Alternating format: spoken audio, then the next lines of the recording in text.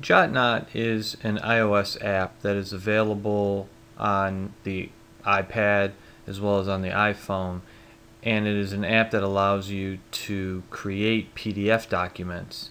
What I'd like to do is briefly go through how to create a multi-page PDF document using a JotNot. Basically, the JotNot app can be downloaded from the App Store. There is a free version and a 99-cent, at this time, Pro version. I would recommend spending the 99 cents to get the Pro version because it will allow you to email documents PDF format, as well as provide a way that you can IP into your phone from another computer to access documents that you have there.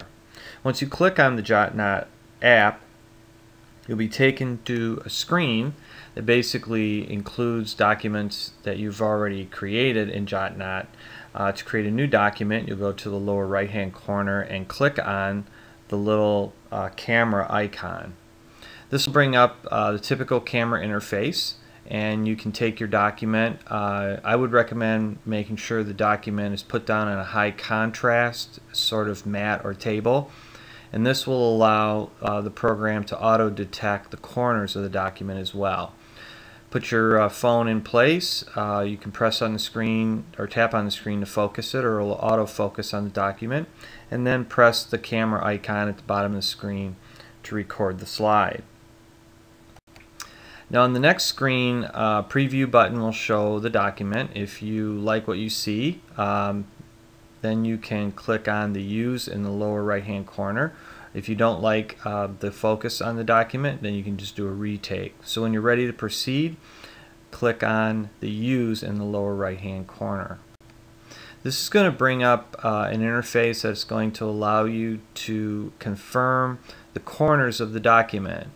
It will do the best it can to recognize those automatically, but you can, with your finger, drag the top left and right corners or the bottom left and right corners to the edges of the document so that it will process the proper document for conversion to PDF. Now, if you're doing a multi-page document, it is very important on this screen that you don't press the process button, but instead press the plus button in the lower right hand corner. Again, if it's just a single page, then you can press the process button and it'll process it to PDF. But if you want to create a multi-page document, set your corners and then press the plus button. It will then bring up a screen and ask you if you'd like to take another picture. You could also import a picture or photo that you have that you would like to add to the document. I'm going to go ahead and take a picture of the next page of the handout. So I will press or touch the screen at Take Picture. It will bring up the camera interface again, set the picture and let it autofocus, or touch the screen to focus it, and then press the camera button at the bottom of the screen. Again, it will bring up a preview. If you like what you see, then you can touch Use, and again the screen will come up to allow you to set the corners of the document. I'll do one more page just for repetition. So set your corners. Don't press process. If you want to add another page, press the plus key again. Then you will get the interface to take another picture. Touch Take a Picture. Go ahead and set an autofocus, and then take that picture, and then again you'll just simply press the Use button here. Now set your corners when you are on the last page of the document that you're recording for PDF. Set your corners using your fingertips, top left and right, bottom left and right, and then go ahead and touch the process button in the upper right hand corner. A bar will show up as it processes each page of the image into a final document. It may take a few minutes to do this depending upon how many pages your document is. When it's finished up, it will bring you up to a screen that will show you each page of the document. You can actually process each of the pages if you would like, but